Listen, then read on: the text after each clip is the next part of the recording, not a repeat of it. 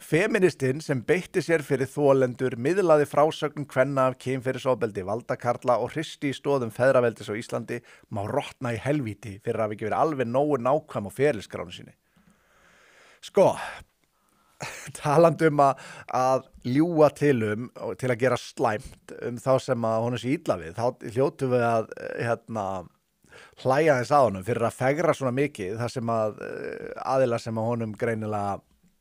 hann greinilega dýrkar og lítur upp til og að vera ekki alveg nógu nákvæm á ferilskránu sinni ekki það sama og að ljúga til að hafa orðið fyrir kynferðislegu ofbeldi á einhverju vinnustað sem þú vannst aldrei á. Það töluverður munur,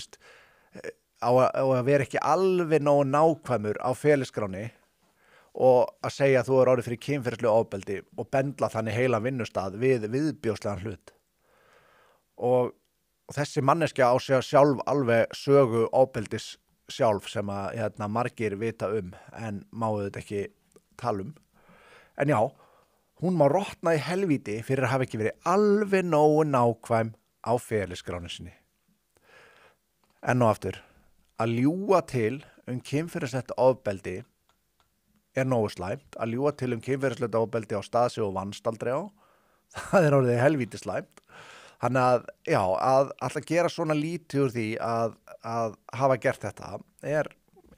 helvíti forveitinlegt á honum með hvað hann vill að aðrir fái miklar afleiðingar af sinnumgjörðum.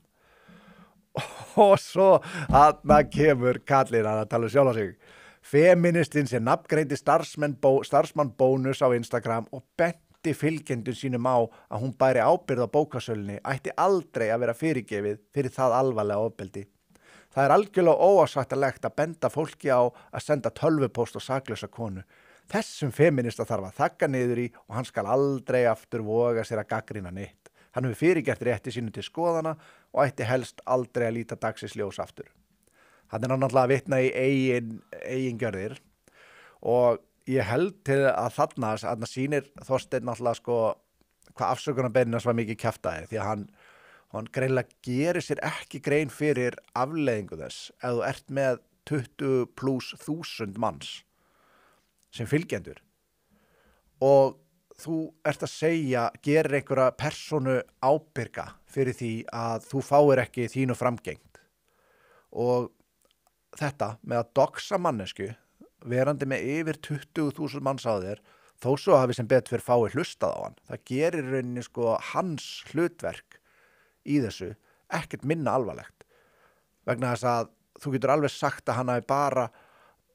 bent fólki á að senda tölvupóst. Það náttúrulega hann var þarna í frekjukasti brjálaður yfir að bókin sín skildi ekki að fengi að komast í Bónus og hann var að vonast til þess að fólk myndi angra hana nógu mikið þannig að hún myndi gefa sig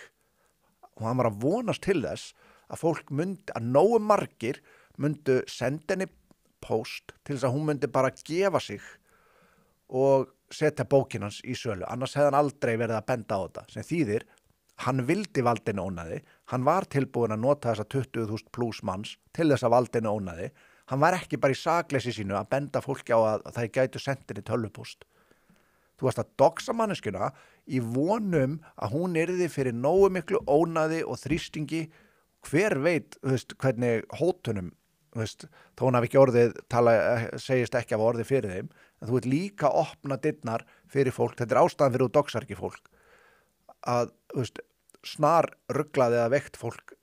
komið að inn líka og fari að gera hana allt í einu ábyrga fyrir þriðjuvaktin á Íslandi. Þannig að gera þér enga grein fyrir hversu alvarlegt það sérstaklega með svona fjölmennan hóp að doxa fólk og sýnir bara afsökunarbeinin meinti ekki skít. Það að hann megi ekki koma fram aftur, jú, en talandi að hafa ekki breytt viðhorfum sínum.